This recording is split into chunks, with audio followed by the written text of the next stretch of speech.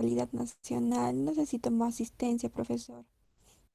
Ya, ahora sí, entonces vamos a reiniciar, ¿ya? A ver, ahora sí, entonces, verifiquen. Sí, profesor, Sí, ya se está profesor. grabando. Sí, doctor.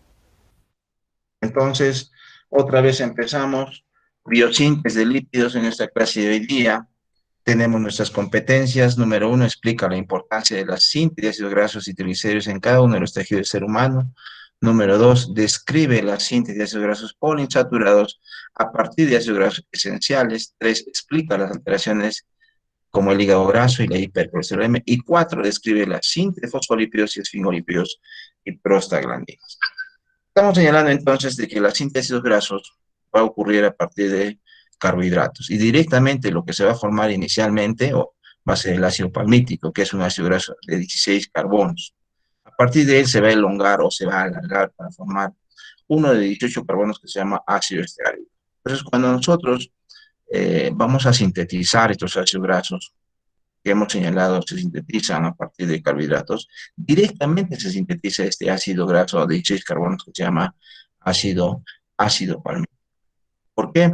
Porque ese es el más abundante que está presente en nuestros tejidos, en nuestras células o en los triglicéridos, formando los triglicéridos que, como ustedes revisaron anteriormente, ahí están unidos el glicerol y tres ácidos grasos. Y generalmente estos ácidos grasos son entonces el ácido palmítico de 16 carbonos. Por eso el organismo humano sintetiza directamente el ácido palmítico de 16 carbonos. Pero para que ocurra esta síntesis, va a ser controlado y regulado, va a ser disparado, digamos así, cuando van a ocurrir los procesos de elevación de glucosa que viene de la alimentación. Cuando nosotros hemos consumido una buena cantidad de alimento que se denomina estado bien alimentado, ¿no? Así se le llama simplemente, cuando hemos saciado nuestra hambre, que generalmente lo hacemos tres veces al día, ¿verdad? En lo que es en la mañana, denominado desayuno, a la hora del almuerzo y en la cena. Consumimos una buena cantidad de alimentos, una cantidad copiosa, vamos a decir. Entonces, esos alimentos están constituidos por carbohidratos, lípidos y proteínas. Ya revisaron ustedes el de carbohidratos, pero estos carbohidratos van a regular el metabolismo también de la grasa. ¿O cómo así? Miren, cuando se elevan los niveles de glucosa en sangre, pueden alcanzar valores máximos hasta de 145 miligramos por ciento en condiciones normales, ¿ya? Cuando hemos consumido buena cantidad de alimentos. Entonces, siempre hacemos nosotros periodos de hiperglicemia cuando consumimos buena cantidad de alimentos. ¿Pero cuánto es su valor máximo? 145.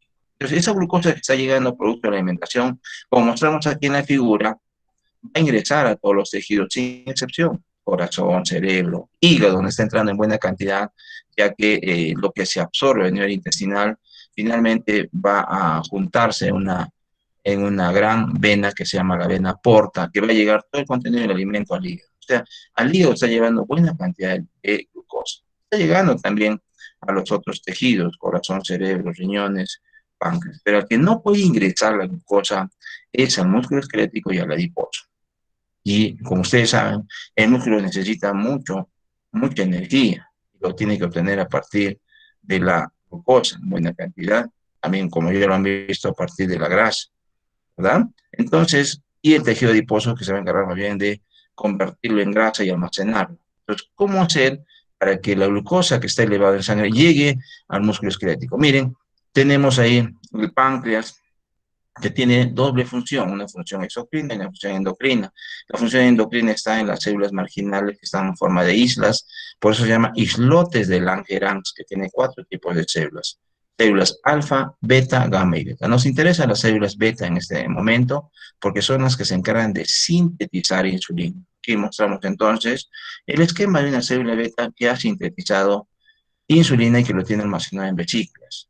Entonces, miren, cuando llega la glucosa a las células beta, pues está ingresando sin ningún problema por este transportador GLUT2, va a ocurrir la glicólisis, se va a formar energía. Esto de energía va a servir para eliminar el potasio fuera de las células, provocando un proceso de despolarización. Y este proceso de despolarización va a hacer que se aperturen canales para calcio. El calcio ingresa y va a formar los microtúbulos que van a ir empujando a estas vesículas, provocando la liberación. En palabras sencillas, entonces, la glucosa que ha ingresado a la célula beta propicia la liberación de insulina. ¿Qué va a hacer esta insulina? Va a hacer dos cosas. Fíjense en el siguiente esquema. Va a actuar con su receptor, ¿ya?, en todos los tejidos, pero fundamentalmente ahora para el primer paso en los receptores del músculo esquelético y tejido adiposo. ¿Qué va a originar ahí? Que se aperturen los canales para que ingrese la glucosa al músculo esquelético y adiposo. Se llaman glucosa. Es un tipo de puerta simplemente, ¿ya? Un tipo de puerta que permite el ingreso de la glucosa. Ahora sí, comienza a ingresar la glucosa al músculo esquelético, al adiposo, y entonces ahora los niveles de glucosa comienzan a disminuir. ¿Por qué? Porque está ingresando en buena cantidad al músculo esquelético y al tejido adiposo. ¿Quién propició eso? La llegada de la glucosa a las células beta del páncreas, que propició la liberación de la insulina, y la insulina, al interactuar con su receptor, propicia este tipo de señales para que ingrese la glucosa. Es decir, entonces, ahora con la activación de estas puertas, ha ingresado glucosa a todos los tejidos, ¿sí? A todos los tejidos. Faltaba solamente el músculo esquelético y al adiposo. Además, miren, además, esta interacción insulina con su receptor va a activar otras señales, miren, que no es importante detallar cada una de ellas. Al final, lo que va a hacer es activar a una proteína que se llama fosfatasa que va a desfosforilar. De pronto ustedes recuerdan entonces, para la síntesis de glucógeno, se desfosforila la glucógeno sinteasa y propicia y se activa la síntesis de glucógeno. En este caso, para nuestro caso, se va a activar una proteína, una enzima que se llama acetilcoenzima carboxilasa, que también se activa por desfosforilación y va a iniciar entonces la síntesis de lípidos. Esta síntesis de lípidos, miren, va a ocurrir a partir de glucosa y de pronto si hemos consumido mucha fructosa que también va a ingresar muy fácil a las células, se va a iniciar esta síntesis de ácidos grasos a partir de glucosa y fructosa. Pero ¿quién ha iniciado eso? La insulina, al activar a enzimas que tienen que ver, en nuestro caso, de ácidos, síntesis de ácidos. ¿Y dónde está ocurriendo en mayor cuantía esta síntesis de grasos? Miren, fundamentalmente las flechas están señalando en el hígado. Porque hemos dicho, al hígado va a llegar en buena cantidad los carbohidratos que han sido absorbidos a nivel intestinal, a través de la vena porta. Ha llegado bastante glucosa, bastante fructosa que está en los alimentos muy dulces, ¿no?, que tienen como principal edulcorante esta fructosa.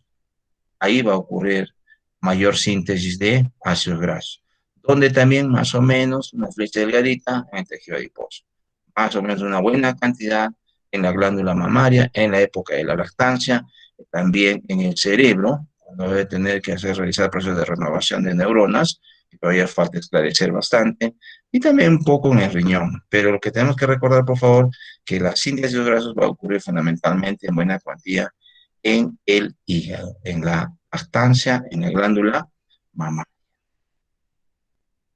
¿Cuáles son los precursores?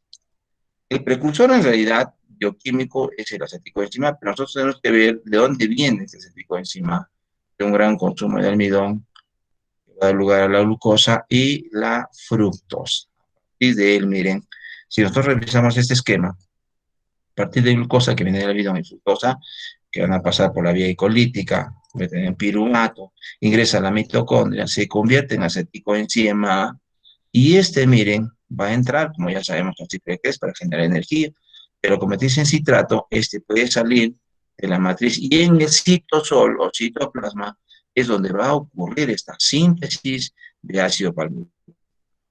Esta es la enzima regulatoria o regulada por la insulina por desfosforilación que va a activarse para que ya se forme entonces intermediarios como el malonil y se forme finalmente ácido palmítico. Obviamente también hay moduladores alostéricos como el propio citrato que estimulan esta enzima. Pero el detalle está en lo siguiente, por favor. Cuando se va a fabricar el ácido palmítico, se va a necesitar, como vamos a ver, mucha energía, ATP, y también NADP reducido, que se produce en la vía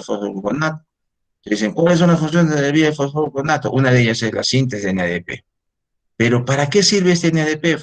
Para estos procesos de biosíntesis. Pero también vamos a ver, creo que lo hemos visto ya, que lo han visto en metabolismo de carbohidratos, que el NADP sirve para mantener reducido el glutatión. ¿Y para qué sirve este glutatión este reducido? Para mantener estable la membrana del glóbulo rojo.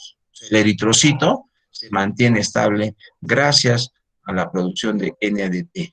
Entonces, miren, si está ocurriendo la síntesis de ácido graso palmítico, ácido palmítico a partir de carbohidratos, entonces, que no se necesitan de pronto, se está gastando mucho ATP en forma ilusa y también NADP.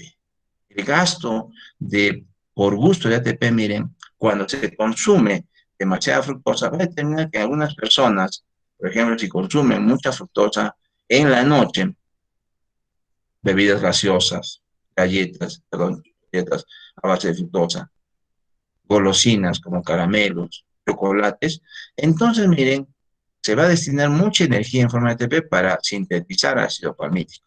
Por eso esas personas entonces que consumen muchos chocolates, muchas bebidas gaseosas, al día siguiente amanecen cansados. Porque se está utilizando mucho ATP para formar ácido palmítico. El exceso de fructosa y glucosa, como estamos viendo, sí o sí tiene que convertirse en grasa. Primero o directamente ácido palmítico. Eso es lo que nosotros debemos de recordar de esta síntesis de ácidos grasos. Lo que viene es el detalle de esta síntesis. Esta es la enzima que es regulada por la insulina en estado de fosforilado, pero que vemos que va a necesitar una vitamina que es la biotina. La biotina es proporcionada por las bacterias de la flora intestinal normal. No va a haber problema en tener esta vitamina. Y también CO2 en forma de bicarbonato. Pero lo que estamos viendo fundamentalmente, por favor, más que ver el detalle de las reacciones químicas, es que se está necesitando en este primer proceso que realiza la acetilcoenzima carboxilasa ATP. ¿Eh? Eso es lo que nosotros tenemos que se gasta por gusto de energía cuando se va a sintetizar el ácido palmítico, que es un ácido graso saturado. Y luego, en un segundo momento, la enzima va a utilizar el acetilcoenzima para unir allí el CO2, este CO2 que está en forma de bicarbonato, para formar uno de 3 carbonos que se llama malonil coenzima. Entonces, en esta reacción lo que estamos viendo simplemente hay un gasto de energía y también la enzima es estimulada por la insulina, necesita de biotina. A continuación, miren, las siguientes reacciones para que ya se vaya formando el ácido palmítico que tiene 16 carbonos, a partir de estos dos, vamos a ver, de acetilcoenzima y malonilcoenzima, que se van a ir adicionando poco a poco, esto va a ocurrir en esta enzima que se denomina ácido graso sinteasa. Es una enzima bien grande que tiene 2 unidades, que es producto de un solo gen, y que tiene 6 actividades enzimáticas. Todas estas enzimas son las que van a realizar la transformación o la conversión de estas 2 unidades, acetil y malonil, para que puedan convertir en ácido palmítico. No vamos a hacer mucho detalle acerca de ello para no complicarnos, entonces, desde el punto de vista bioquímico, pero lo que estamos viendo aquí es en estos soportes, que lo hemos esquematizado de esta forma, tiene un átomo de azufre donde ustedes van a ver que ahí va a ir ocurriendo las transformaciones de estas moléculas para que finalmente se forme el ácido palmítico. Estos son átomos de azufre. Aquí proviene de una vitamina que es la 4-fosfateína, el ácido pantoténico, y aquí el átomo de azufre es del aminoácido cisteína que está dentro de esta secuencia de aminoácidos de esta proteína, que es la cetoacidosis sintetasa. ¿Sí? En estos soportes. Fíjense entonces, por favor, en estos soportes donde va a ocurrir estas transformaciones. Vamos a nosotros a tomar solamente la mitad, porque son 2 unidades, lo que quiere decir que cada ácido graso sintetasa puede sintetizar un ácido palmítico aquí en la parte superior y otro aquí en la parte inferior. Veamos aquí entonces, miren, este ciclo de reacciones, no mucho detalle, sino miren que aquí tenemos los soportes de esta ACP, esta es la 4-fosfateína. Fíjense que en una primera reacción lo que va a hacer es introducir el acetil en este soporte, en la enzima. Y en la segunda reacción va a introducir el malonil, miren, en el soporte. Miren, en estos soportes, el ACP y de la proteína, están unidos el acetil y el malonil. Pues se llama malonil ACP porque está unido ahí. Entonces, en otra reacción ya de síntesis, se va a condensar los dos, acetil y malonil, para formar uno de 4 carbonos, pero que se ha eliminado el CO2 que se había introducido inicialmente. Se ha formado entonces ya uno de 4, miren, en el soporte, y a partir de allí son solamente reacciones de reacomodo de valencias. Si ustedes se fijan y comparan el acetoacetil ACP con lo último que se ha formado en este primer ciclo, se llama butiril, lo único que ocurre es un cambio entonces que este doble enlace al oxígeno se ha convertido en dos enlaces simples unidos al oxidrógeno, nada más para formar lo que ya se llama un ácido graso de 4 carbonos. Y para ello se necesita, como estamos viendo en este ciclo de reacciones, el NADP. El NADP en forma reducida que proviene de vía de fosfogluconato. O sea, todas estas actividades enzimáticas que estamos mostrando en colores están participando para realizar estas reacciones que al final van a formar en el primer ciclo un ácido graso de 4 carbonos. ¿Cuánto es el ácido graso que tenemos que formar? ¿De cuántos carbonos es? Hemos dicho un ácido palmítico de 16 carbonos. Entonces, lo que tiene que suceder es que otra vez este butiril que se ha formado en el primer ciclo ingrese otra vez aquí. ¿Ven? Como vemos aquí, miren, ahí está el butiril. Y otra vez, miren, esta enzima MT, malonil transacilasa, incorpora otro malonil, une los dos, uno de 4 y uno de 3 para formar uno de 6, pero debía ser de 7, pero se está eliminando esta en forma de H2. Y entramos otra vez a este nuevo ciclo de reacciones para formar uno de 6. En el segundo ciclo se forma uno de 6, en el tercero será uno de 8, ¿no es cierto? Luego de 10, 12, 14, para que finalmente, después de 7 ciclos o 7 vueltas, hayamos formado entonces ya el ácido palmítico, que está unido, miren, otra vez al soporte, a este soporte, miren, ya, por eso se llama palmitoil ACP. Ya se formó el 16 carbono, ustedes cuentan entonces aquí 2, 4, 6, 8, 10, 12, 14, 16 carbonos. Eso es lo que forma directamente entonces el ácido graso sin pH. Eso es lo que hacemos nosotros mayormente. ¿Dónde? En el hígado. Se ha formado unos 16 carbonos. Finalmente, entonces, una enzima que se llama tioesterasa corta el palmitoil unido al ACP, ¿eh? Está unido acá, lo va a cortar y lo va a liberar para que esté libre el ácido palmítico y luego se pueda elongar o alargar. De esta forma, entonces, se ha sintetizado el ácido palmítico. ¿Necesitará este ácido palmítico la célula? No sabemos. Pero si es que se ha consumido exceso de fructosa y glucosa, se está formando grandes cantidades de ácido palmítico. El otro que puede ser sintetizado, miren, es el ácido esteárico, como vamos a ver. Pero en ese resumen que estamos viendo de la biosíntesis, se está requiriendo, miren, para formar un ácido palmítico, 7 moléculas de ATP y 14 de NADP. O sea, lo que yo quiero que recuerden de esto, más que vean reacciones químicas, o sea, como reacciones químicas, es que vean la necesidad de una gran cantidad de ATP y NADP. Eso es, por favor, lo que yo quiero que recuerden. Porque de repente van a olvidar ustedes la cantidad, ¿no? ¿Cuántos ATP se necesitan para formar un ácido político? 7. ¿Cuántos NADP? No, 14. Ustedes van a olvidarse eso. Pero lo que yo quiero que recuerden en la aplicación que ya tienen en las síntesis grasos, en el futuro, es que cuando se va a formar grasa, ácido palmítico, luego vamos a ver que se convierte en triglicéridos, en el futuro, cuando ya ustedes desempeñen, y cuando estén tomando un vaso de gaseosa, cuando estén consumiendo chocolates, caramelos, galletas dulces que tienen fructosa, tortas, etcétera, etcétera, sepan que eso que está comiendo en forma excesiva como carbohidrato, finalmente se va a terminar convirtiendo en grasa. Eso es lo que yo quiero que recuerden. Y para ello, cuando una noche ustedes consuman bastante bebida gaseosa, bastantes chocolates, el día siguiente se sientan cansadas o cansados, sepan entonces que se ha utilizado mucha energía para formar ese ácido palmítico, esa grasa. ¿Estamos bien? Y también NADP, que debe servir este mucho ¿para qué? Para mantener reducido el glutatión. ¿Y el glutatión para qué sirve? Para mantener estable la membrana del glóbulo rojo. Muy frágil van a ser las membranas de los eritrocitos si estamos sintetizando mucha grasa, utilizando ilusamente o por gusto el NADP reducido. Eso es lo que yo quiero que recuerden, por favor, más que, digamos, este balance en forma estricta, ¿no? Muy bien, ustedes revisaron ya la beta-oxidación, que es para obtener energía a partir de ácidos grasos, y estamos viendo la biosíntesis, hay algunas diferencias. Por ejemplo, la oxidación ocurre en la matriz mitocondrial, hemos visto que la biosíntesis en el citosol, las enzimas de la oxidación están aisladas, pero aquí estamos viendo en esa estructura de colores que hemos visto, es un complejo grande, que se llama ácido graso sinteasa. En la oxidación se ha necesitado niacina y riboflavina, pero de diferente forma activa, y aquí niacina, pero en forma de NADP. Aquí se producía aceticoenzima y acá se necesita, como hemos visto, malonilcoenzima. Se necesita aquí ácido pantoténico en forma de coenzima. Aquí hemos visto la 4-fosfoanteteína unido a la CP. Acá no se requiere bicarbonato y hemos visto que acá sí, ¿no es cierto?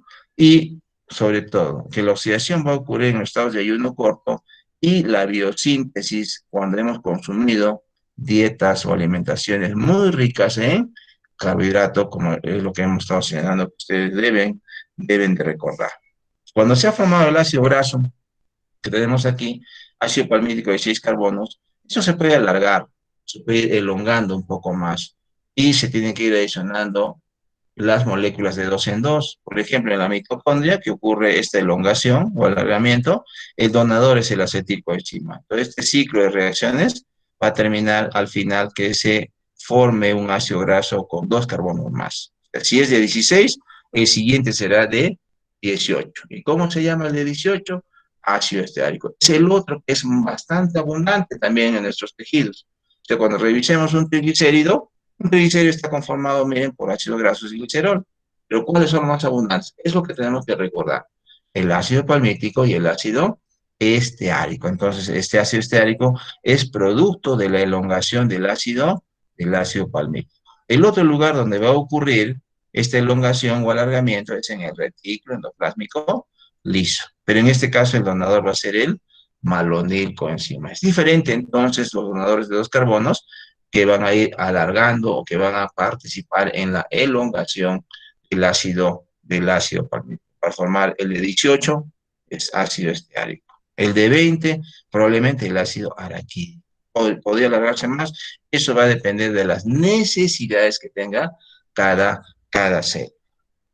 Del mismo modo, miren, el organismo humano puede formar algunos ácidos grasos insaturados. En buena cuenta, lo que va a realizar es una desaturación, pero la desaturación que puede hacer solamente es en posición 9 de los ácidos grasos, solamente en posición, o sea, solo puede colocar un solo doble enlace, como vemos aquí en la figurita, que en realidad, viéndolo como bioquímica, es un transporte de electrones, ¿no? Está ocurriendo en la membrana del retículo endoplásmico liso, o también se llama microsoma, por ponemos aquí membrana microsomal. Ahí hay unas proteínas, unas enzimas que realizan un transporte de electrones, muy parecido a la cadena respiratoria, pero en este caso solo participan 3. En la cadena eran más de 100, ¿verdad? Entonces aquí más bien son solo 3, donde va a donar electrones el NAD o el NADP reducidos. Los electrones pasan por estos transportadores de electrones y el último, que se llama una desaturasa, entrega el electrón al ácido esteárico en posición 9 y entonces se va a formar el doble enlace que ahora se va a denominar ácido oleico. Y entonces son los ácidos grasos que se pueden formar por desaturación en la célula humana, el ácido oleico y el ácido palmitoleico que tienen un solo doble enlace en posición 9. O sea, el ser humano no puede colocar más de 2 dobles enlaces, solamente uno solo. ¿Qué puede formar? Ácido oleico a partir del ácido estárico y ácido palmitoleico a partir del ácido palmítico. Y entonces nosotros necesitamos ácidos grasos que tengan 2, 3, 4, 5, 6 dobles enlaces. Sí necesitamos. Pero entonces, ¿cómo hacemos? Si el organismo humano no puede sintetizar, entonces miren, nosotros vamos a tener que consumir esos ácidos grasos para tener ácidos grasos con 3, 4, 5, 6 dobles enlaces. ¿Cuáles son? El ácido linoleico y el ácido linolénico.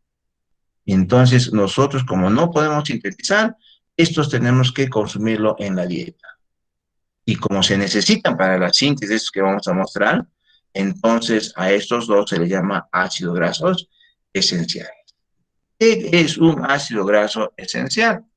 Pues los ácidos grasos esenciales son aquellos ácidos grasos que el organismo humano no puede sintetizar, pero necesita.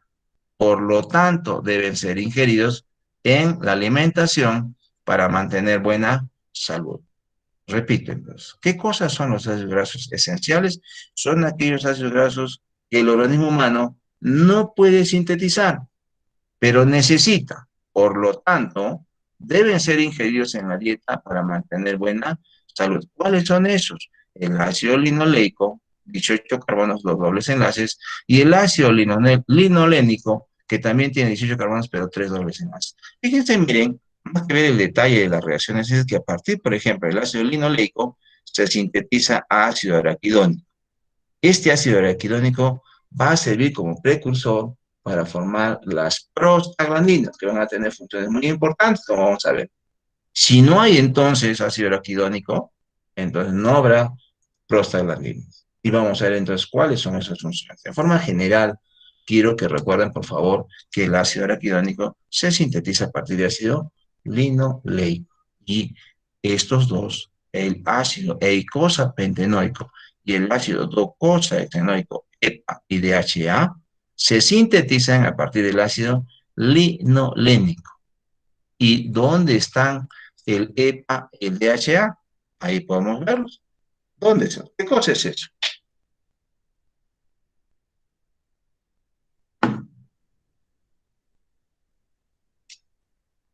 ¿Quién sabe para qué sirve la mielina? Para que el impulso nervioso viaje más rápido.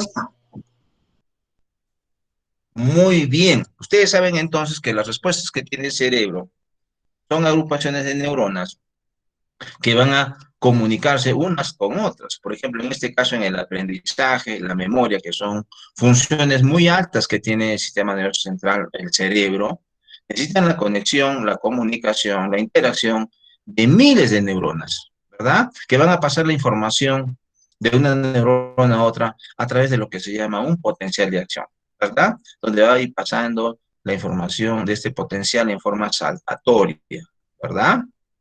Transmisión del impulso nervioso, que lleva un estímulo en la neurona y va pasando esta información a las diferentes y miles de neuronas para que procesan y ejerzan un efecto. En este caso, ustedes que están viendo la información, el efecto va a ser el aprendizaje, ¿no? Que quede esto grabado en nuestra memoria, ¿verdad? Como lo ha hecho la señorita, que ha grabado bien la transmisión de impulso nervioso. Y para ello, ¿qué se necesita? Esta mielina que protege al axón y además, como dijo bien bonito la señorita, para que la transmisión se lleve a cabo más rápido. ¿Qué se necesita? Que esto esté estable. Pero fíjense entonces, cuando se forma un fosfolípido, tiene un ácido graso saturado así en lineal, y este de aquí es un ácido graso insaturado, como el DHA, por ejemplo. En cada ustedes dobles que ven que se ha formado un ángulo, hay un doble enlace. De tal manera, entonces, si yo veo el esquema, 1, 2, 3, 4, 5, 6 dobles enlaces. ¿Quién es ese? El ácido docosahexaenoico. ¿Para qué sirve? ¿Por qué se tendría que formar tantos? Sería importante, miren, para que cuando se va a ensamblar, se va a formar primero la monocapa y luego la bicapa también, porque esta es una célula, ¿cierto? Que es lo que está protegiendo el axón, la mielina. Entonces, miren, va a hacer que esto esté estable. Imaginen ustedes, miren cómo lo vemos aquí, como parecen como alambres, ¿verdad? El fierro que se ha amarrado. Efectivamente, esto va a determinar que estén bien ellos ensamblados, no se puedan separar y esto se mantenga estable. Y es muy importante que la mielina, caso los fosfolípidos, que tienen como ácidos grasos aldocosahexaenoico y icosapentenoico, para determinar que estos estén muy juntos, muy ensamblados, de manera que cualquier condición impida que se separen. ¿Por qué necesitamos que no se separen? Para que esté estable estas células y la transmisión del impulso nervioso se realice de manera rápida. Por eso se recomienda entonces el consumo de DHA y EPA, ácido docosahexaenoico, que tiene 6 dobles enlaces, hexaenoico 6 y pentaenoico 5 dobles enlaces, que los podemos obtener, como estamos mostrando aquí, a partir del ácido linolénico. Pero fuentes naturales de EPA y DHA son los organismos de origen marino, ¿no? Alimentación de origen marino. Los pescados, por ejemplo, tienen bastante EPA y DHA. En la parte oscurita, que está en los costados de los pescaditos, hay bastante EPA y DHA. Es muy importante su consumo para que pueda participar en la estabilidad, como hemos visto, de la mielina. Muy bien. Entonces, como hemos sintetizado los ácidos grasos en forma abundante en el hígado, miren, ahora el hígado lo va a tener que almacenar o lo va a juntar para formar los triglicéridos para que lo pueda exportar. O sea, el hígado puede hacer dos cosas: almacenar los ácidos grasos, formando los triglicéridos, o si no, al formar los triglicéridos, los puede exportar, como vamos a ver. ¿Listo? Entonces, esta síntesis de triglicéridos ocurre en mayor cuantía en el hígado, también en el tejido adiposo y en la mucosa intestinal. Entonces, quiero que vean esto, porque el glicerol 3-fosfato es, digamos, el soporte donde se va a iniciar la síntesis de triglicéridos. Pero más que eso, quiero que vean, entonces, cuando se va a formar el glicerol 3-fosfato, aquí se sigue utilizando más energía. Miren, cuando se han formado los ácidos grasos, estos no son los ácidos grasos, el ácido palmítico y el ácido esteárico, y cuando van a formar el triglicérido, más energía. Por eso les decía, el hecho de consumir carbohidratos, primero se sintetiza el ácido graso, se gasta mucho. Ahora, cuando se quiere almacenar o se quiere exportar, se va a gastar mucha más energía.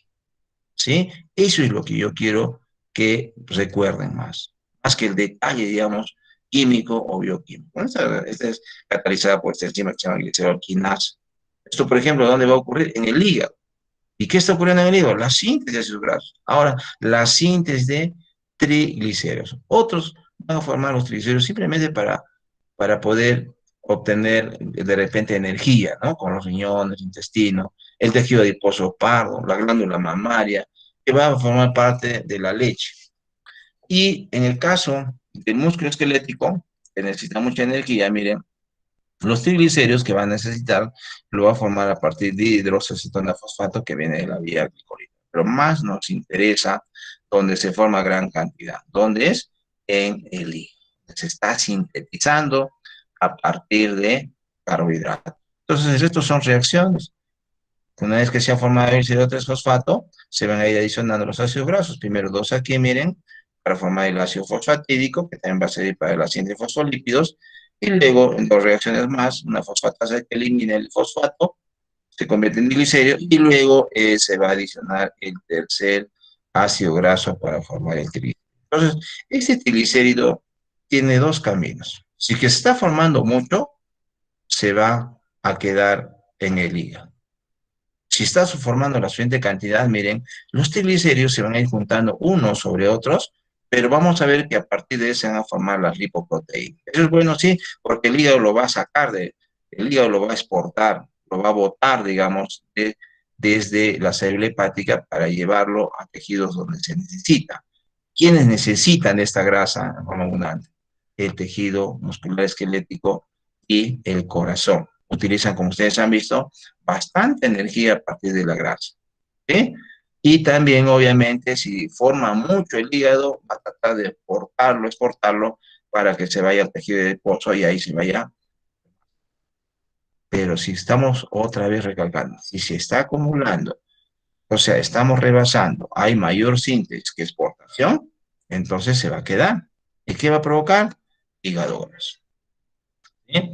¿Qué cosa es el hígado graso? Es una enfermedad que se caracteriza por acumulación, sobre todo de triglicéridos en cada una de las células hepáticas. También tiene otro nombre que se denomina esteatosis hepática, donde hay una gran infiltración o depósito de grasa. En el tiempo, si se acumula demasiado, va a cursar con un proceso inflamatorio que se llama esteatohepatitis. Y ahí sí tenemos que tener mucho cuidado porque si esto sigue aumentando, miren, sigue aumentando, va a terminar en cirrosis o cáncer.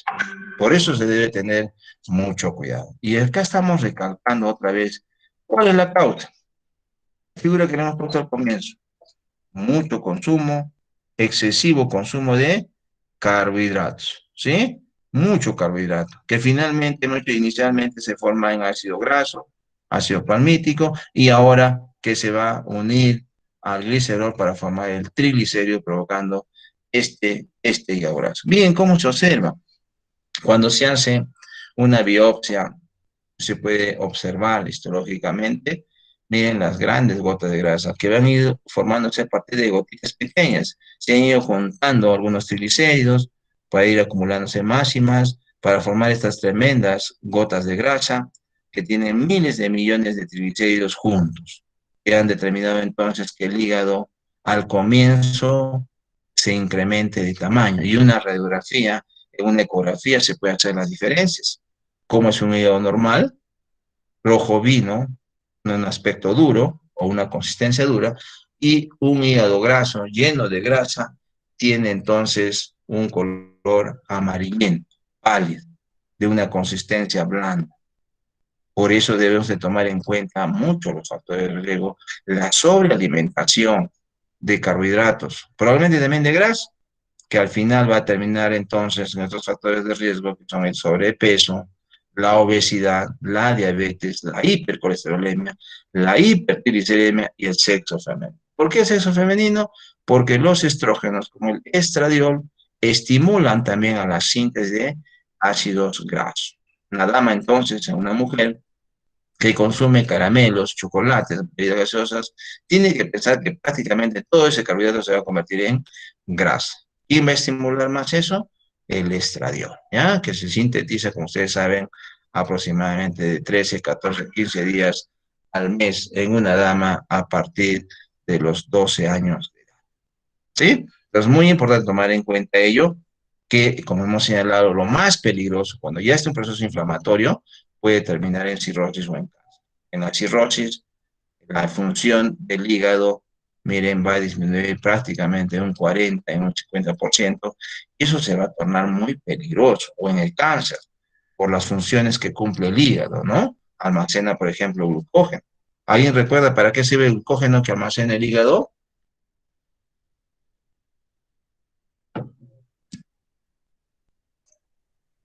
Para mantenerla. Mantener la glicemia. Muy bien, para mantener la glicemia cuando estamos en ayuno corto. Miren, también va a cumplir funciones en procesos de detoxificación. El alcohol que mucha gente consume se va a metabolizar allí y se va a convertir en una buena cantidad de productos. Los medicamentos, y una vez que han cumplido su función, también van a ser transformados en el hígado y luego eliminados. El hígado sintetiza triglicéridos, colesterol. Esto es importante, miren, porque produce algunas proteínas, por ejemplo, los factores de coagulación. Por eso en una cirrosis o un cáncer hepático, los pacientes van a tener problemas con la coagulación, que ya ha disminuido la función de la síntesis de factores de coagulación.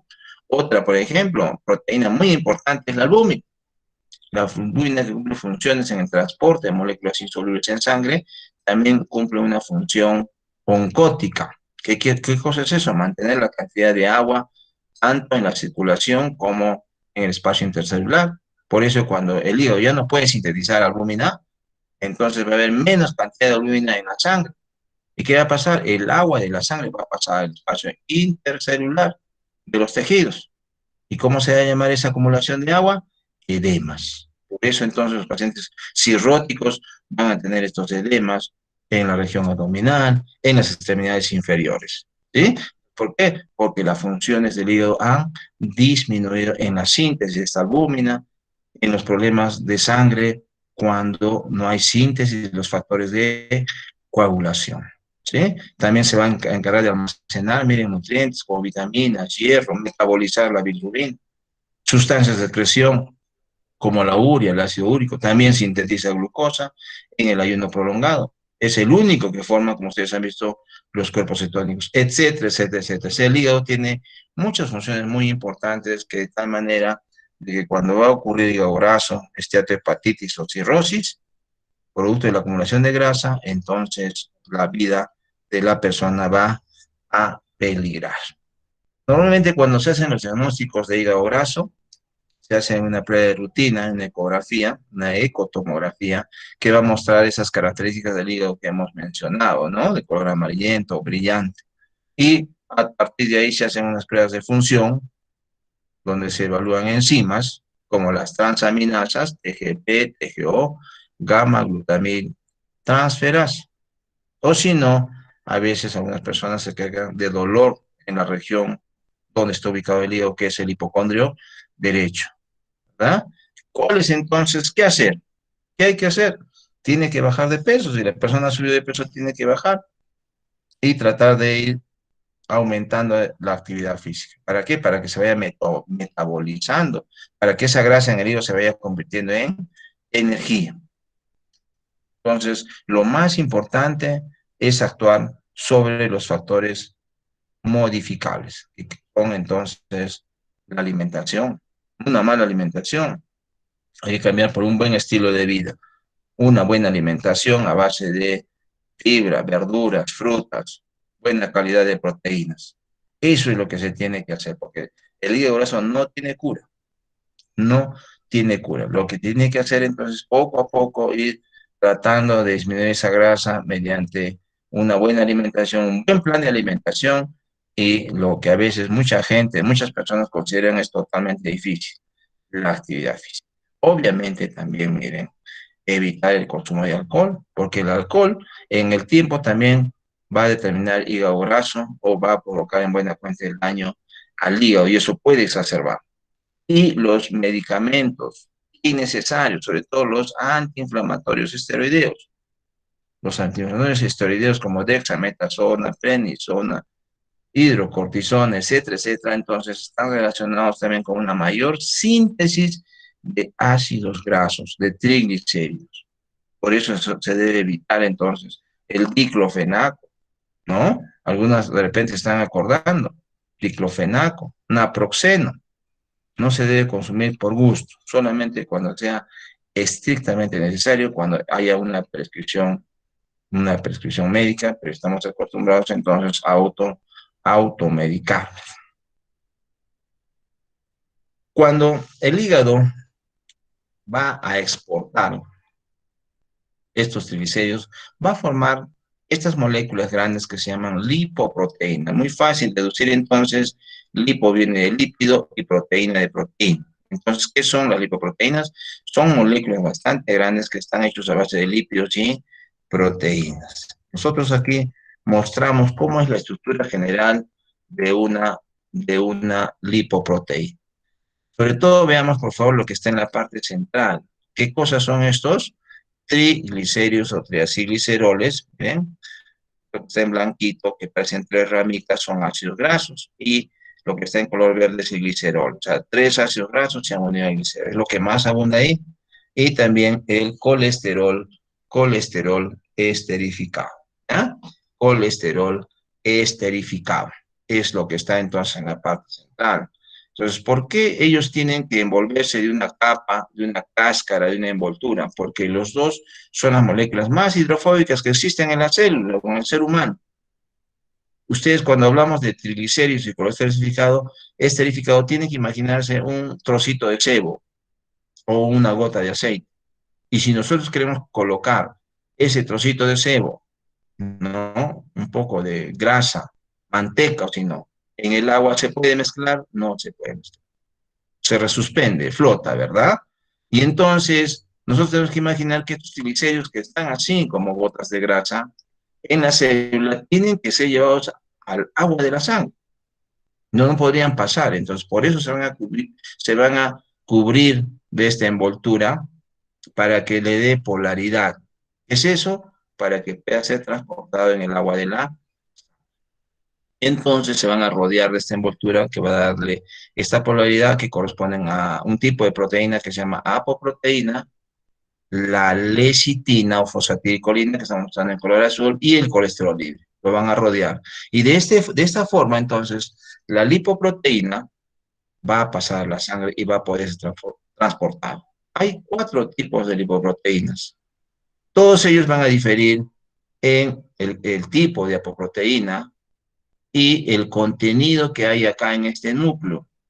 que generalmente hemos dicho qué cosa hay ahí adentro, triglicéridos y colesterol esterificado, porque eso es lo que quiere ser transportado y llevado a los tejidos donde se necesita. Entonces, miren, ¿cuáles son los tipos de lipoproteínas? Hay uno que ustedes ya revisaron que se llama kilomicrón, que se va a formar en la célula intestinal. Y este kilomicrón, en este núcleo, está transportando los triglicéridos y el colesterol esterificado que hemos consumido en la dieta. ¿Sí? O sea, va a estar en esta parte central, va a estar lleno de triglicéridos y colesterol esterificado que va a depender de esta dieta. O sea, si hemos consumido un adobo, por ejemplo, mucho, mucho triglicérido y colesterol esterificado. No es lo mismo que tomar un jugo de papaya, que va a tener muy poco contenido entonces de triglicéridos y colesterol esterificado. Entonces, el kilomicrón que se forma en la célula intestinal lleva o está transportando la grasa que hemos consumido en la dieta. Una vez que se ha formado el kilomicrón, va a pasar la sangre y allí, miren, por acción de la enzima lipasa lipoproteica, va a hidrolizar los triglicéridos, los va a ir cortando poco a poco. ¿Para qué? Para que sean introducidos en los tejidos que se necesitan. ¿Cuáles son?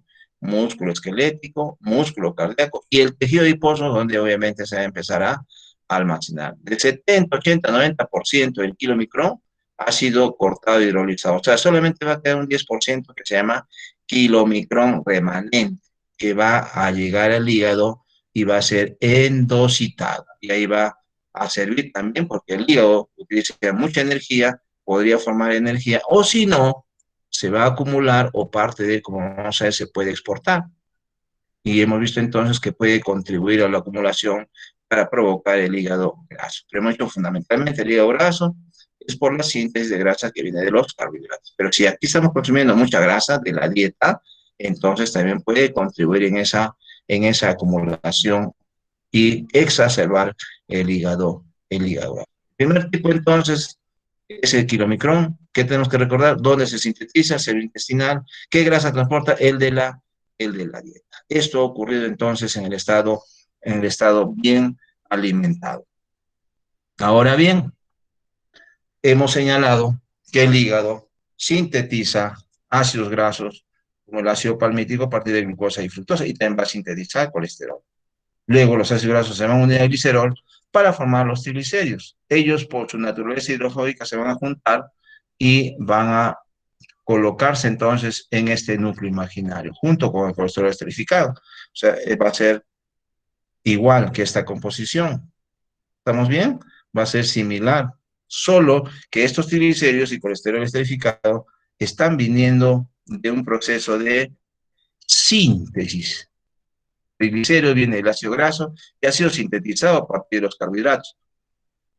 Es decir, entonces, los triglicéridos y colesterol esterificado están aquí en este núcleo de la lipoproteína VLDL, es producto de la formación o síntesis endógena, que viene entonces de un gran consumo de carbohidratos. VLDL se denomina lipoproteínas de muy baja densidad. ¿Dónde es sintetizado? En el hígado. ¿Qué grasa está transportando? La grasa endógena que viene de la síntesis de carbohidratos. Miren, esta en realidad tiene muchas proteínas que se llaman en hecho apoproteínas, ¿no es cierto? Y la más importante aquí es la ApoB100. Vamos a ver por qué. Todas tienen apoproteínas, pero vamos a resaltar cuáles son las más importantes. En la VLDL, lipoproteína de muy baja densidad, es la ApoB100. Otra vez, fíjense, la enzima lipasa lipoproteica de los tejidos muscular esquelético, cardíaco y adiposo van hidrolizando los ácidos grasos, miren, porque el músculo utiliza mucha energía. Estos ácidos grasos van a ser ya para la síntesis de energía y se va a reducir un poquito porque se han hidrolizado los triglicéridos y se va a transformar en IDL, que se llama lipoproteína de densidad intermedia. Esto en forma inmediata se va a convertir en LDL, lipoproteína de baja densidad. Esta, miren, como pueden notar, otra vez va a ser recaptado por el hígado que tiene receptores para la ApoB100 y continúa su metabolismo. Entonces, el otro tipo de lipoproteína es el LDL, lipoproteínas de baja densidad, que también puede entrar también a la célula intestinal. Y el otro tipo de lipoproteína es el HDL, lipoproteína de alta densidad. Para no complicarlos mucho, miren, aquí hay una enzima que se llama LCAT, que cuando se sintetiza el HDL es en forma de discos. Pero lo que va a hacer esta enzima, en buena cuenta, es tratar de colocar en el medio el colesterol esterificado, que lo va a captar, miren, desde el LDL.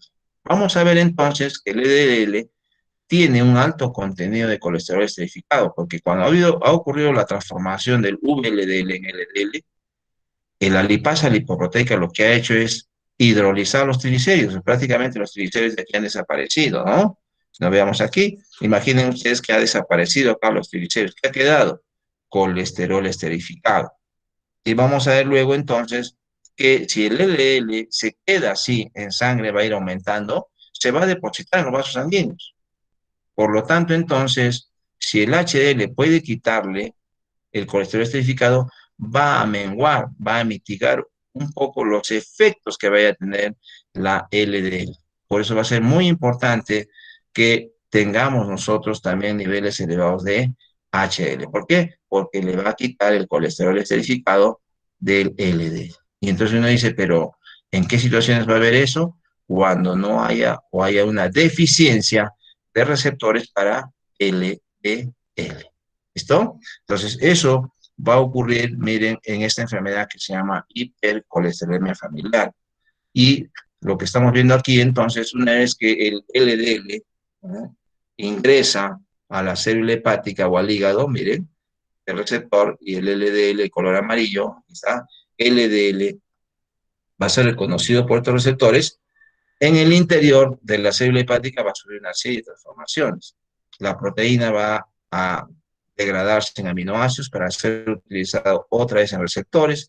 El colesterol se va a unir al ácido graso para formar el colesterol esterificado, se va a ir almacenando para luego utilizarse por acción de esta enzima que se llama así colesterol oxitransferasa, y también parte de este colesterol puede servir para la síntesis de ácidos biliares que forman parte de la bilis. ¿Cuál es la función de la bilis? ¿Alguien recuerda? Emulsificar. Para la Emulsificación de grasas. Muy bien, emulsificación de las grasas que ocurre en el duodeno para que pueda ser mejor digerido las grandes gotas de grasa. ¿Estamos bien entonces? Este colesterol es el precursor para la síntesis de esos ácidos o sales biliares que forman parte de la bilis, el mayor componente, obviamente, los ácidos biliares, el mayor componente de la bilis para la emulsificación. Entonces, miren, si es que hay alteraciones en los receptores, como ven aquí, en estos receptores hay una deficiencia, que puede ser parcial, digamos un 50%, o total, el LDL se va a ir acumulando en la sangre. ¿Qué va a determinar? La hipercolesterolemia familiar. Esta es una enfermedad hereditaria, autosómica dominante, en palabras sencillas, y alguno de los papás lo tiene, sí o sí lo va a pasar a los hijos. Es decir, los hijos van a heredar esta enfermedad. Y miren, es bastante frecuente. Una de cada 400 personas en la población general presenta hipercolesterolemia familiar. Una de cada 400 personas, cuya característica más importante es la elevación del LDL. Otra vez aquí, miren, el mecanismo con otra figurita, la formación de VLDL por parte del hígado, se corta con la lipasa lipoproteica y se transforma, hemos visto, en LDL, ¿verdad? Y tiene receptores, ahí ingresa al hígado y se sigue metabolizando.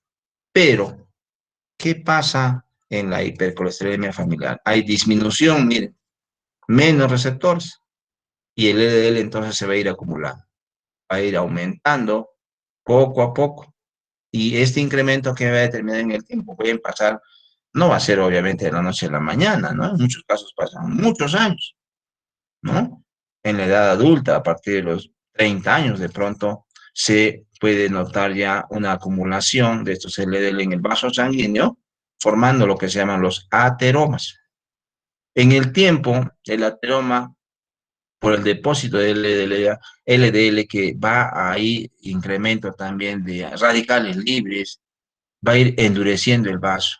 El vaso endurecido junto con este LDL se va a denominar ahora ateroesclerosis.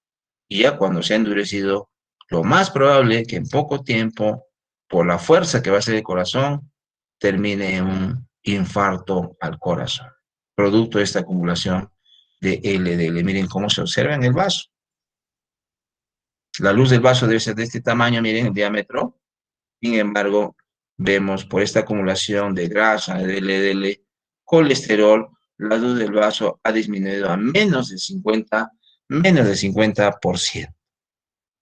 Eso entonces, muy importante tener en cuenta que un vaso que va a ser afectado va a ser la propia arteria coronaria, que va a obstruirse, ya no va a pasar sangre, una función muy importante del glóbulo rojo, es el transporte de oxígeno, y la no falta o la falta de oxígeno que va a determinar que no se forme energía y ello va a provocar la muerte celular, que va a hacer que se muestren entonces sectores del corazón que han muerto, que a veces son irreversibles, y que en el tiempo entonces esto que va a determinar el infarto va a ir agudizando más el problema del paciente, producto, como hemos señalado, de la acumulación de grasa, LDL, colesterol.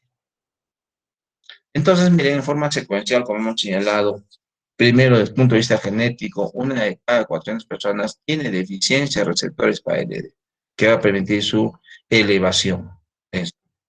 Se va a ir depositando en los vasos sanguíneos, formando los ateromas, se va a endurecer los vasos sanguíneos por los radicales libres, que va a formar la aterosclerosis, y el quinto paso va a ser el paro cardíaco.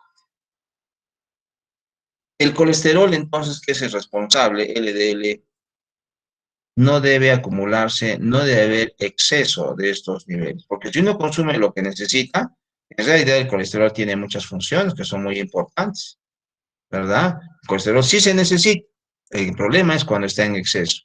Por eso vemos aquí entonces que el colesterol tiene como destino convertirse en ácidos biliares, que como hemos señalado, ustedes bien lo dijeron, sirve para la formación o es parte de la bilis que sirve para el proceso de emulsificación. ¿Para qué más sirve el colesterol? Para formar vitamina D. El colesterol primero va a ser convertido en dihidrocolesterol en la piel y la luz ultravioleta lo que va a hacer simplemente es un corte para convertirlo en vitamina D3. Entonces se necesita colesterol para la síntesis de vitamina D3, porque algunas personas piensan que exponerse al sol de por sí va a aparecer la vitamina D. No, no es cierto. Se necesita entonces el precursor P7 de hidrocolesterol que viene del colesterol. La corteza adrenal y en las glándulas sexuales, masculinas y femeninas, el colesterol será transformado en las hormonas esteroideas, como vamos a ver en la parte final. Y también, miren, el colesterol forma parte de las membranas celulares, y le va a dar algo de rigidez. Si es algo rígido, la membrana es por el colesterol. Entonces, el colesterol sí se necesita. Cuando no haya, entonces se tiene que sintetizar. Tenemos aquí el ciclo de reacciones de la síntesis de colesterol. ¿Cuáles son? Son 3 grupos de reacción. Tenemos entonces el primer bloque, donde, como estamos mostrando otra vez, los carbohidratos van a participar para formar el acetilcoenzima A, que va a ser el precursor para el síntese de colesterol, y que en este primer ciclo van a formar ácido mevalónico. En el segundo, para que no nos perturbamos, va a formar farnesil pirofosfato, y en el último ciclo de reacciones se va a formar el colesterol. Pero, en forma muy sencilla, miren, cada uno de ustedes nos va a decir qué es lo que ve más importante de esta síntesis, qué están viendo, qué se necesita. Miren, a ver, tómenle una foto con la vista y díganme aquí qué es lo más importante. Ahí nomás, guárdenselo, todavía no me digan, a ver, ¿qué sería que se necesita para esta síntesis de colesterol? Primer bloque. Segundo bloque. ¿Qué están viendo que se está utilizando mucho ahí para la síntesis de colesterol? ¿Sí? Foto visual. Y finalmente, aquí también. ¿Qué se está necesitando? ¿Qué ven ustedes como característica? Las flechas pues, son el camino, son las reacciones químicas, pero tenemos que nosotros ver qué es lo que se necesita más, ¿sí? A ver, tercer bloque de reacciones, segundo bloque y primer bloque. ¿Ah? Entonces, miren, si es que se está llegando mucho carbohidrato que se convierte en acetil coenzima como glucosa y fructosa, va a terminar convirtiéndose en colesterol. ¿Dónde ocurre esta mayor síntesis? Como vemos en el hígado. En la piel ya hemos dicho para qué, ¿no? En el intestino delgado que viene de la dieta y en la corteza suprarrenal para servir de precursor para los monoesteroides. A ver, ¿quién nos puede decir qué han visto ahí? ¿Qué se está necesitando para la síntesis de colesterol? Muy bien, Adriana dice NADP. ¿Qué más? ¿Qué más han visto? A ver, foto visual. ¿Están ahí presentes o no? A ver, La beta hidroxi. mm, mm. ya. ¿Qué más ven? Miren, no, no, ustedes que puedan recordar que sea más sencillo, señorita, porque dice beta hidroxi, ¿qué es eso? Van a decir, ¿no es cierto? No lo van a recordar. Quiero que ustedes vean qué es lo que van a recordar. Ya nos dijo ahí una señorita que es, nos ha escrito en el chat, que es NADP reducido. Efectivamente, ¿no? Efectivamente. NADP. ¿Qué más vemos? A ver. La coenzima A, acetilcoenzima A. ATP. La coenzima es entonces el ácido patético. Muy bien el joven entonces, claro, ATP, o sea, se gasta energía. Lo que yo quiero que vean ustedes, que a veces si no se necesita el colesterol y se está sintetizando por gusto, porque miren, viene de los carbohidratos, entonces, ¿qué se está gastando? También energía. O sea, si es que se necesita, como estamos diciendo, no hay problema. Si es que necesitamos, ni hablar, porque hemos visto que el colesterol tiene estas funciones, ¿verdad? Pero si no se necesita, ¿para qué se sintetiza? Y entonces, ¿qué se va a gastar? En ADP, ¿estamos viendo? Muy bien el joven dijo ATP, miren, ATP. ¿Estamos bien? Entonces, miren, eso tenemos que tomar en cuenta que se está gastando mucha energía para que finalmente se sintetice. Otra cosa que es importante, por favor, es que esta síntesis de colesterol está regulada por la insulina. Esta enzima HMG-CoA reductasa, esta sí quiero que recuerden, por favor. Hidroximetilglutérico enzima reductasa, si no en forma sintética, sí. HMG-CoA reductasa es la enzima que regula la síntesis de colesterol y es regulada por la insulina. La insulina la desfosforila y por eso esta puede activarse y empezar entonces a regular la síntesis de colesterol. Obviamente esto va a ocurrir porque cuando hemos consumido el alimento en gran cantidad, ya hemos visto entonces puede convertirse en ácidos grasos, en triglicéridos y ahora en colesterol, porque la insulina va a regular esta enzima, la va a activar y entonces los carbohidratos que forman acetilcoenzima van a formar el colesterol, ¿no? Entonces no olvidar que la enzima regulatoria de la síntesis de colesterol es la hidroximetilglutéricoenzima reductasa. ¿Ya? Tomen nota de eso. ¿Qué más? Entonces, cuando ocurre, como hemos visto, la hipercolesterolemia, que hay niveles elevados de colesterol, hay que ver la forma de tratar eso. ¿Y qué se hace? Se utilizan medicamentos que inhiben justamente esta enzima que regula, que se llaman estatinas. Ahí están. Estatinas. Por ejemplo, en nuestro sistema de salud, el Ministerio de Salud, se utiliza esta atorvastatina, que va a disminuir, miren, los niveles de colesterol hasta casi un 70%. ¿Sí? Un 70% va a disminuir, por eso se ha sido utilizado y se utiliza en nuestro medio. Hay otros, obviamente, otras presentaciones para personas que no tienen seguro, de pronto que pueden comprar estas otras en las farmacias como la simvastatina, fluvastatina, prevastatina, todas ellas entonces, miren, se llaman estatinas. ¿Qué van a hacer las estatinas como la atorvastatina? Inhibir la síntesis de colesterol actuando sobre la enzima regulatoria. Ellas no están regulando, son medicamentos. Hidroximetilglutérico reductasa. ¿Ah?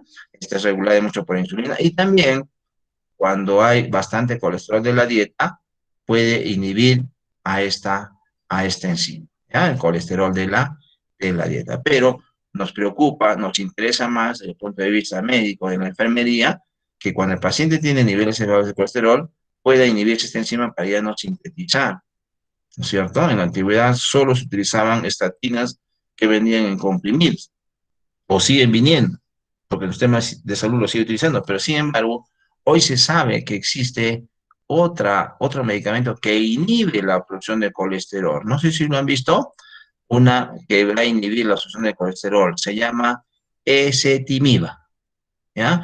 Ezetimiba, como lo vamos a ver hoy día en el taller o en la práctica, existen ahora medicamentos que están los dos juntos, una torvastatina o una lovastatina junto con la ezetimiba, viene en un solo comprimido. La ezetimiba para inhibir la absorción y una estatina para inhibir la síntesis. Y con eso miren que vienen comprimidos para un mes en una caja, en un mes se disminuye casi, miren, en 100% los niveles de colesterol en sangre. No olvidar entonces, las estatinas, como la atorvastatina, inhiben a esta enzima y la ezetimiba, con Z, ezetimiba, es inhibidor de la absorción de colesterol. Eso es lo que nosotros tenemos que saber.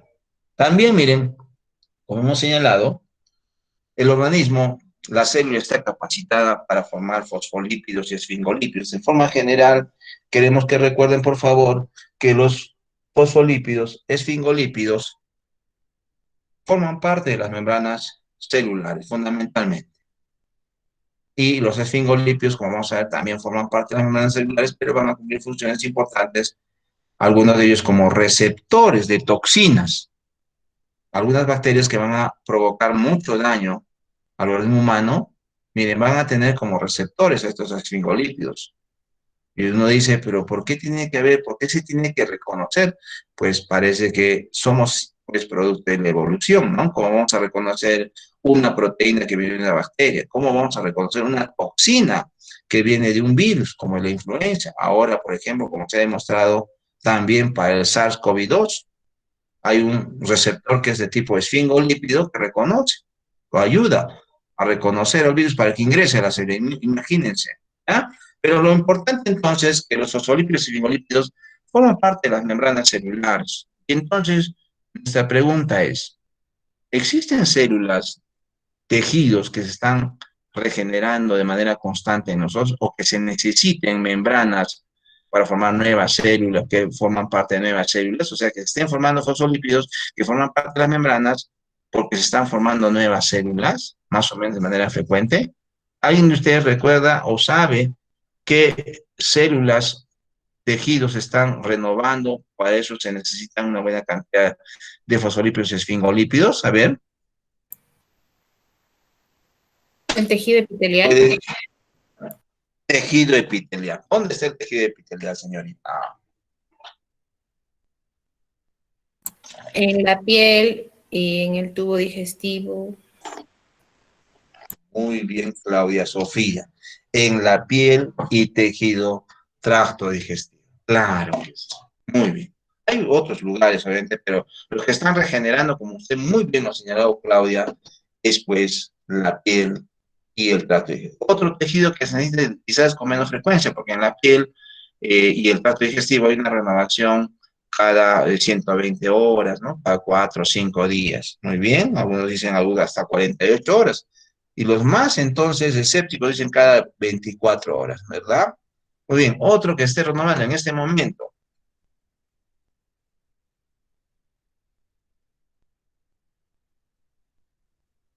Luis Eduardo creo nos ha dicho en el hígado. Claro, el hígado también es un órgano que se regenera, pero obviamente cuando va a sufrir injuria o daño, ¿no?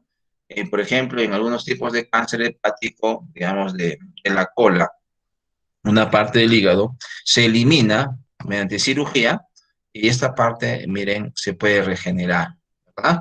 Es una situación, digamos, de una condición patológica, pero estamos hablando de estas condiciones normales. Muy bien lo ha dicho Luis, claro que sí, tiene una gran capacidad de regeneración el hígado y ahí se va a sintetizar muchos fosfolípidos para la formación de nuevas células. Exacto, muy bien.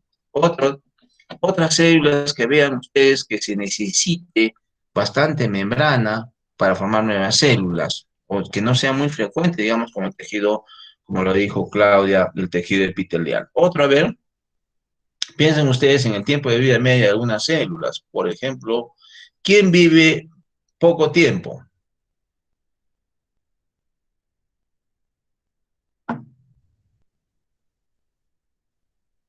Para eso tenemos que saber entonces esta aplicación, porque si lo vemos solamente desde el punto de vista bioquímico como reacciones, entonces como que no va a servir, ¿no es cierto?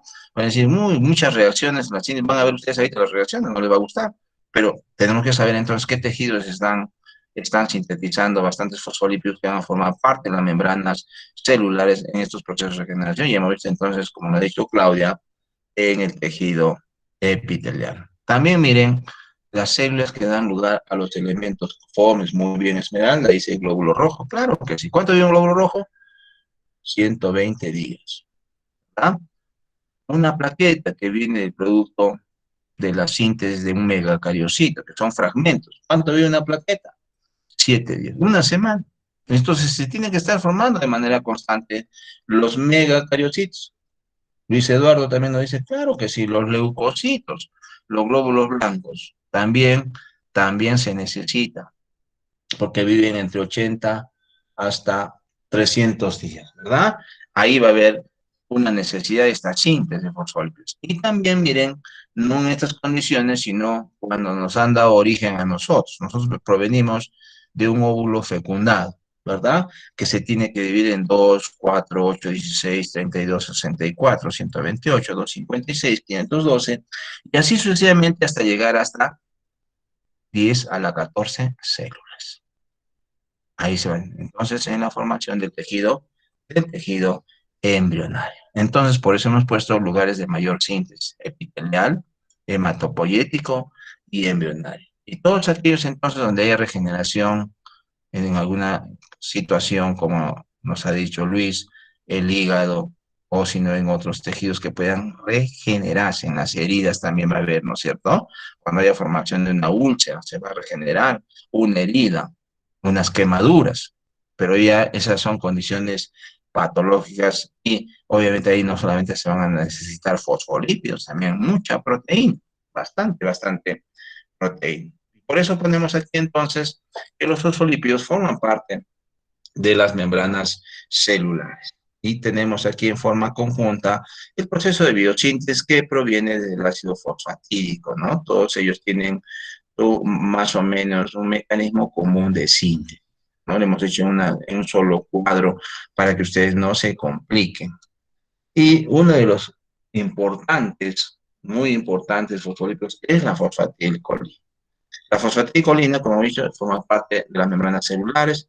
Hemos visto anteriormente que forma parte de las lipoproteínas, ¿se acuerdan? Apoproteína, fosfolípido como la lecitina, fosfatilcolina. Y ahora vamos a ver que esta fosfatilcolina es muy importante como formador o componente importante del surfactante pulmonar.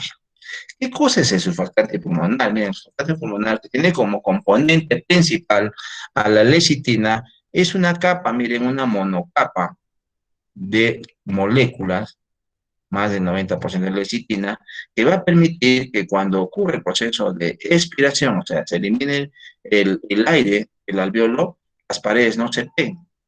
Está, miren, aquí en color azulito, en el interior del alveolo pulmonar. Esta lecitina es sintetizado por los neumocitos tipo 2. Y como vemos aquí en la figura, cuando haya expiración, se elimina el aire, se van a juntarlas, pero no se van a pegar. Y en el siguiente proceso de inspiración, se amplían, se ensanchan, se inflan los alveolos, miren, y toda nuestra vida estamos inspiración, expiración, y las paredes no se van a pegar. Hay condiciones en las cuales no se sintetiza la suficiente cantidad o puede ir perdiéndose este surfactante pulmonar, que es la lecitina o fosfatilcolina. ¿Cuál es esa primera condición? En la membrana hialina. ¿Quiénes pueden tener membrana hialina?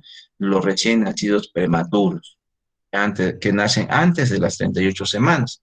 Por falta de madurez, entonces, estos neumocitos tipo 2 no producen la suficiente cantidad. Obviamente va a depender del grado de desarrollo. No es lo mismo un bebé de 37, 36, 32 o 30 semanas cada uno de ellos. Entonces, mientras más temprano o más prematuro, menos lecitina. Entonces, en forma general, todo recién nacido prematuro tiene un grado de membrana hialina. ¿Qué es eso? Menor síntesis de lecitina, muy poca lecitina. Y entonces eso puede hacer que las paredes se peguen a lo que se llama colapso alveolar, colapso pulmonar. ¿Cómo se corrige? Pues se van a ver cuando hagan sus rotaciones por neonatología que a la madre que ya se sabe que podría tener una condición de un parto prematuro, se le hace la administración de este surfactante. Y cuando hay el nacimiento, inmediatamente también al bebé se le va a hacer la administración vía endovenosa, también vía aerosol. ¿Sí? Porque se necesita esta lecitina. Otros que pueden hacer, o perdón, otra patología en la cual puede haber disminución de esta lecitina es en el asma. Pacientes que sufren de asma, entonces también puede ser de la deficiencia de lecitina. Por eso dentro del tratamiento que tiene el asma, en el tratamiento vía aerosoles, es también lecitina. Obviamente tiene broncodilatadores, tiene antiinflamatorios, antialérgicos, etcétera, etcétera. Pero uno de los componentes para el tratamiento del asma es la lecitina o fosfatidil. Hemos señalado entonces que los esfingolípidos son también o forman parte de las membranas celulares. ¿Sí? Son componentes, pero también lo más importante entonces que son receptores de agentes tóxicos, ¿no? La toxina del cólera es uno de los que ha sido más estudiado, que causó muchos estragos hace muchísimos años en el Perú. Y la pregunta, como he dicho, ¿qué hacen? ¿Qué hacen estos esfingolípidos reconociendo sustancias extrañas de organismos que no forman parte de nosotros? Químicamente, miren, un esfingolípido tiene como estructura general este esqueleto que se llama ceramida, una esfingosina que está en color azul y un ácido graso. Este ácido graso puede ser insaturado. Entonces, miren, lo importante aquí que en este grupo hidroxilo, para que no se nos confundan, se van a unir una serie de sustancias, una serie de compuestos químicos o grupos R. En el caso de la esfingomielina, aquí se va a unir la fosfocolina. Como vemos aquí, miren, esta es la ceramida y se ha unido a la fosfocolina. Es un tipo de esfingolípido que se llama esfingomielina. Entonces, yo dice, ¿por qué lo han llamado esfingomielina? Porque estaba abundante en la mielina. Y usted dice, ¿solamente ahí? No, está en todas las células. Lo que pasa es que cuando se han ido descubriendo hace muchísimos años, porque la bioquímica tiene bastantes estudios científicos, se ha encontrado en forma abundante en la mielina. Y por eso le dijeron, ah, ya, esfingomielina. Dijeron, ah, uy, en el cerebro bastante. Pero cuando comenzaron a hacer el análisis de todas las células, se vio que está en todas las células. Eso no quiere decir que no le demos importancia, simplemente que tiene una estructura diferente, un poco diferente a un fosfolípido, pero que de la membrana va a tener función muy importante. Entonces, igual los cerebrocios, fíjense, todo esto que está en color rojo y azul es ceramida. Y se ha unido ahí un carbohidrato, como en este caso la galactosa, que se llama galactocerebrósido. Si sería la glucosa, sería un glucocerebrósido. En los gangliósidos, a diferencia de un cerebrósido, aquí hay una cadena de oligosacáridos. Si no, fijémonos por favor aquí, ahí está, miren, en la ceramida se ha unido una galactosa, una glucosa, una galactosa, N-acetilgalactosamina, que es un carbohidrato derivado de la galactosa, otra es galactosa, y aquí miren, en la galactosa está unido el NANA, N-acetilneuramínico, también es conocido como ácido ciálico. El ácido ciálico, entonces en general, en conjunto, en realidad esto funciona como una antena, va a servir para el reconocimiento de otras células. Va a ser muy importante, miren, por ejemplo, el ácido ciálico en el reconocimiento de tejidos, cuando hay trasplantes. El ácido ciálico es el que va a reconocer y va a decir, esto pertenece al organismo o no pertenece. De igual forma, también, como estamos señalando, esto va a reconocer algunos agentes tóxicos, como el caso de la toxina del cólera, como el caso del virus del SARS-CoV-2. Y uno dice, ¿cómo es posible en algún caso el ácido ciálico diga no, eso no pertenece como los tejidos con de trasplantes, y en otros casos sí diga que sí, sí se reconoce, y en el caso, por ejemplo, de la toxina de cólera, la toxina puede ingresar, provocar la liberación de cloro, diarrea, o en el caso del SARS-CoV-2, para que ingrese el virus y cause mucho daño a la célula ya conocemos. Entonces, en general, en esta figura estamos viendo entonces que los fosfolípidos, como fosfatidinolitol, fosfatidiletonolamina, fosfatidil y el que hemos hecho bastante tingencia, la fosfatidilcolina, forman parte de las membranas celulares junto con los esfingolípidos como glucocerebrósido, esfingomielina, los gangliosidos. Eso, lo que estamos poniendo aquí no quiere decir que los esfingolípidos estén en la parte superior, monocapa, y los fosfolípidos están en la parte inferior. No, no, no, no. Simplemente los hemos separado esto por cuestiones didácticas, para que ustedes sepan que estos son los fosfolípidos, están en la parte inferior, y en la parte superior son los esfingolípidos. Están distribuidos en forma indistinta, ¿sí? Pero sobre todo, miren, los esfingolípidos están en la parte superior porque van a participar, como hemos señalado, en el reconocimiento, como hemos visto para el caso de los gangliósidos. Los ácidos grasos poliinsaturados, miren, sobre todo, como hemos mostrado, el ácido linoleico va a dar lugar a un ácido graso poliinsaturado. Ahí recuerda, por favor, hemos hecho temprano, hace rato, ¿a qué da lugar el ácido linoleico?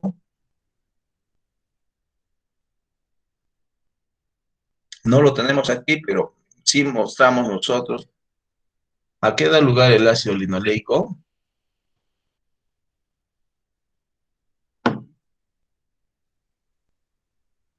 ¿No recuerdan a qué da lugar el ácido linoleico? El linolénico, Florcita nos dice, EPA es el linolénico, ¿no? Como que confunde el nombre, ¿verdad?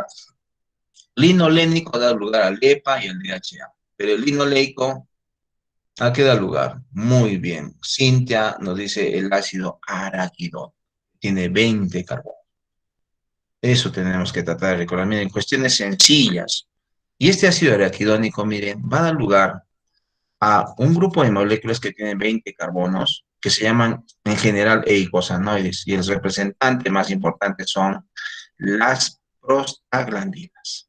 Miren, las prostaglandinas, cuando han sido descubiertas, estudiadas, primero ha sido en la próstata, de ahí el nombre prostaglandina, y obviamente ahí están más concentradas, pero en el tiempo se ha encontrado que en realidad es producida por todas las células, excepto los únicos que no producen prostaglandinas son los glóbulos rojos. Después todas las células producen prostaglandina.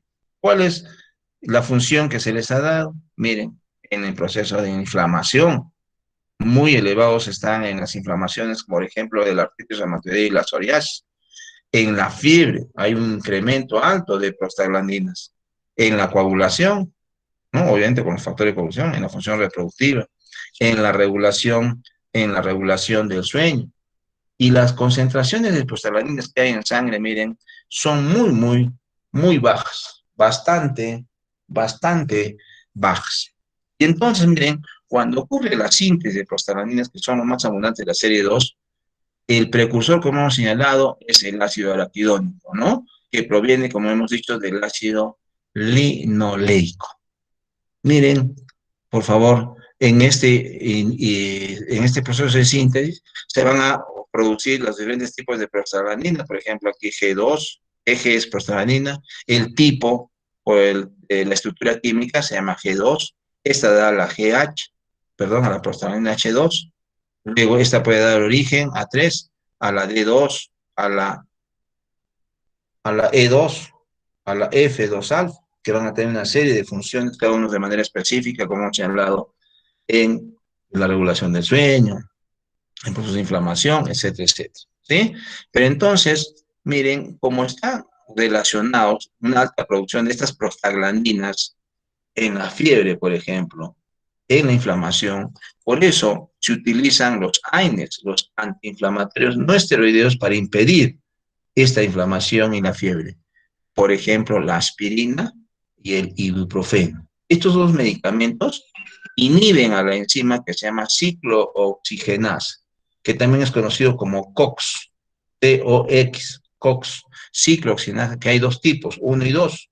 Y entonces miren, el tipo 1 al menos, que es inhibido por esta aspirina e ibuprofeno, va a impedir cuando haya una inflamación, mucha prostaglandina, o en la fiebre, mucha prostaglandina, se inhibe entonces a este nivel, entonces se impide la síntesis de prostaglandinas y se va a disminuir tanto la fiebre como la inflamación. Ese es el mecanismo entonces, porque se sabe que estos se encargan de la síntesis, el ácido araquidónico y las síntesis prostaglandinas, y estos están relacionados con la fiebre y la inflamación, de manera muy sencilla. A partir, por ejemplo, de la prostaglandina H2 se puede sintetizar tromboxanos y prostaciclinas, que también tienen otras funciones. Vemos aquí, por ejemplo, en el endotelio hay una enzima que se llama prostaciclina sintetasa, que a partir de la prostaglandina H2 produce esta prostaciclina I2. ¿Cuál es la función? Miren, la función es vasodilatador e inhibe la agregación plaquetaria. Y en las plaquetas, una enzima que se llama tromboxano sintetasa, a partir de esta misma prostaglandina H2, forma el tromboxano A2. Este es un vasoconstrictor y estimula la agregación. Miren, estos dos tienen funciones contrarias, para que podamos entender lo siguiente, no de manera específica, sino más bien de que cuando están en forma activa el endotelio y la plaqueta, entonces están produciendo estas sustancias como son las prostaciclinas y los tromboxanos, que uno vasodilata, el otro es vasoconstrictor. Y entonces lo más importante es que el vaso sanguíneo se mantiene de diámetro constante. Porque si uno u otro se sintetiza, vamos a suponer que hay disminución de tromboxanos por la disminución de plaquetas, entonces ¿qué va a haber? Más vasodilatación. ¿Estamos bien? Y ahí podría trabajar un poco más el corazón. O viceversa, si no se sintetiza la prostaciclina y si el tromboxano, ahí va a ser mucho más complicado porque hay vasoconstricción, ¿sí? Mucho más trabajo para el corazón. Y en el otro caso, este inhibe la agregación de plaquetas y el otro estimula. Entonces, la acción sinérgica de los dos va a ser que no se agreguen las plaquetas, que estén disueltas en sangre para que puedan participar en los procesos de coagulación. Entonces, miren, lo que estamos viendo en buena cuenta aquí es que se están sintetizando metabolitos que van a ayudar a mantener el vaso y que no se agreguen las plaquetas para que puedan cumplir estas funciones específicas. Muy bien, entonces hemos nosotros terminado con eso nuestro metabolismo de lípidos, que es el proceso de biosíntesis. Entonces, miren, para poder dar cuenta de nuestra asistencia, vamos a hacer lo siguiente en los minutos que nos quedan. Vamos a dar entonces 6 minutos para lo siguiente. Primero, entonces, lo que voy a hacer es detener la grabación.